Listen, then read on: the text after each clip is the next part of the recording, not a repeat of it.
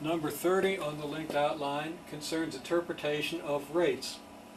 Remember, a rate is a change in some y quantity over change in a t quantity. Okay, delta y over delta t, change in y over change in t. The units of this rate are going to be y units divided by t units. And what we get is the change in the number of y units per unit of change of t. For example, if y changes by 10 gallons as t changes by 5 seconds, then on the average y changes by 20 gallons per second.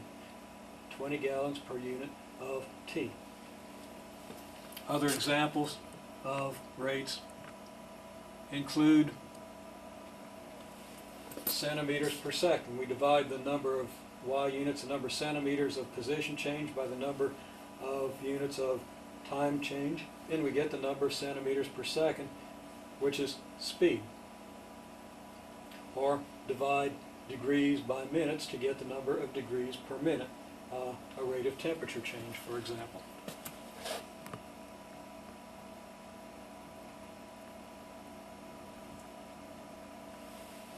Number 31. Having a lot of trouble getting these things to align here. I think the camera's probably at a funny angle. We're just going to have to deal with it right now. We have a recurrence relation, an plus 1 equals an plus c, with a0 equals b. Then, if we substitute n equals 0, we get a1 equals a0 plus c, which is what we write here, which is just a0 plus 1c. If n equals 1, that tells us, well, 1 plus 1 is 2. a2 equals a1 plus c, but a1 was a0 plus 1c, and when we add another c, we get 2c, so we have a0 plus 2c. When n equals 2, that tells us that a3 equals a2 plus c, a3 equals a2 plus c, and of course a2 is a0 plus 2c, so adding c gives us a 3c here. And it's clear what the pattern is. For every n, we're going to have a number of c's that's 1 greater at the next step. So an plus 1 is going to be an plus c, which, if we had calculated an, would give us a0 plus n times c.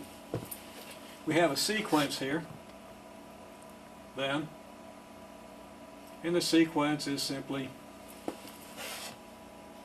well, if a0 is b, let's go back up here to the premise. Okay, if we have a0 equals b, then each of these a0s will equal b, and we'll have b plus c, b plus 2c, b plus 3c, and so forth, and that's what we've written down here.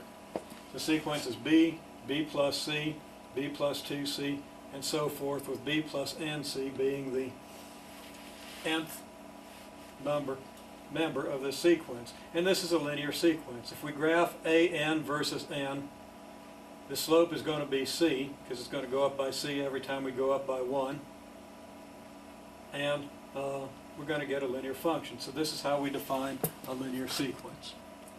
In general, this recurrence relation defines a linear sequence if c is a constant number.